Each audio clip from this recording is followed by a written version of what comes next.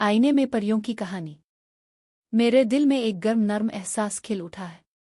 गुलाब के बीज उग चुके हैं और अब आहिस्ता आहिस्ता अपनी हुसैन पंखुड़ियां खोल रहे हैं, अपनी मीठी खुशबू बखेर रहे हैं और मोहब्बत बांट रहे हैं। अचानक उन सुर्ख गुलाबों के दरमियान एक काला डालिया बो दिया जाता है। जब ऐसा होता है तो गुलाब आहिस्ता आहिस्ता झुकने लगते हैं, अपनी पंखुड़ियां बंद करने लगते हैं। जैसे जैसे वो बढ़ता है, मेरी हर खुशी उलटने लगती है, जैसे किसी जादुई देश की बजाय आईने में कैद कोई कहानी हो। मैं अपने सामने एक तवील रास्ता देख रही हूँ जो कांटों से भरा हुआ है, मगर ये कांटे मुझे फूलों जैसे लगते हैं और मैं नादानिस्ता तौर पर उन पर अपने कदमों के निशान छोड़ती जाती हूँ, जबकि सुरमई और सुर्ख रंग के बारिश के कतरे मेरे जिस्म में एक एक करके जज्ब होते जा रहे हैं। मैंने अपनी जिंदगी एक शहजादी की तरह गुजारी जो अपने वालिदैन और बहन भाइयों की लाडली थी। मेरे मुंह से निकला हर ख्वाहिश भरा लफ्ज़ पूरा कर दिया जाता। मेरे वालिदैन मेरी गलतियों को नज़रअंदाज करते मुझे कभी डांटा नहीं गया। मैंने कभी बावर्ची खाने में कदम नहीं रखा क्योंकि घर के कामकाज और खाने पकाने के लिए मुलाजिम मौजूद थे। माँ कहती थीं कि मैं हमेशा एक शहजादी की तरह रहूंगी और एक दिन कोई प्रिंस चार्मिंग मुझसे शादी करेगा। मुझे हर हाल में कबूल किया जाता, मुझे गहराई से समझा जाता। अगर कभी मुझे हल्का सा बुखार भी हो जाता तो मेरा भाई बहुत परेशान हो जाता। मैं अपना ज़्यादातर वक्त परियों की कहानियां पढ़ने में गुजारती क्योंकि मुझे ख्याली दुनिया की जिंदगी पसंद थी। और अब मैं सुर्ख कालीन पर चल रही हूँ, मुझ पर सुर्ख गुलाब बरसाए जा रहे हैं और मैं शादी के बाद अपने नए घर की तरफ जा रही हूँ। पहला महीना अच्छा गुजरा क्योंकि मैं नई नवीली दुल्हन थी, मगर फिर कुछ वक्त बाद मुझे एहसास होने लगा कि मेरे आगे एक लंबा पिल है जिसे पार करना जरूरी है ताकि गुलाब फिर से खिल सके।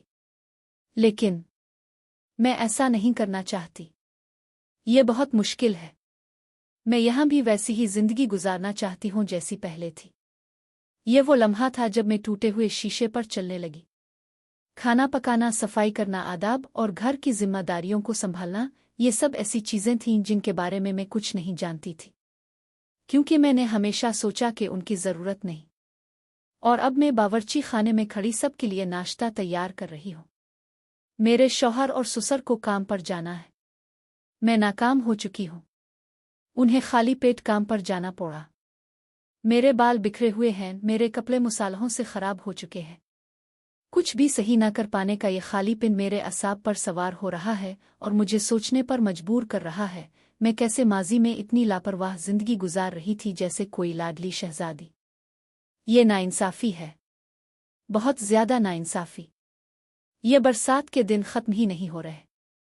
वो कहता है कि मैं उदास रहती हूँ क्योंकि जब मैं अंदर से जख्मी अथकी होती हूँ तो खुद को जाहिर नहीं करती, बल्कि मैं घर के मुख्तलिफ कोनों में खामोशी से बैठ जाती हूँ। लेकिन मेरे अपने घर में तो ऐसा नहीं था। अगर मैं कुछ गैर मामूली करती तो वो मुझसे पूछते कि क्या हुआ, मुझे समझे बगैर नहीं छोड़ते। यही चीज़ है जो मैं इससे भी चाहती हूँ। ये लम्हे बार बार दोहराए गए और मैंने हर बार वैसा ही रद्दे अमल दिया। आहिस्ता आहिस्ता मेरी जिंदगी एक अधूरे पहेली की तरह बन गई और ख्यालात आने लगे, मुझे क्यों बदलना पड़ रहा है? मैं नहीं बदलना चाहती। मेरे सामने दो पानी के गिलास हैं, एक गुलाबी सुर्ख और दूसरा जर्द। मैं हाथ बढ़ाकर जर्द गिलास से पीने लगती हूँ और आहिस्ता आहिस्ता इस दूसरे गिलास में मौजूद पानी कम होने लगता है।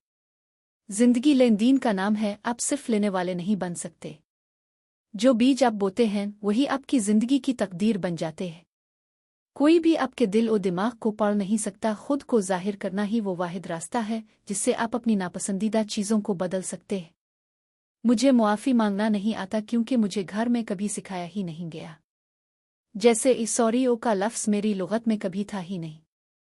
इस जिदोजहद के दरमियान मैं अपनी ज़िंदगी की कहानी एक नज़्म की सूरत में लिख रही हूँ, अपने जज्बात लिख रही हूँ, अपने ख्यालात लिख रही हूँ, जब तक कि काला डालिया मुरझा ना जाए।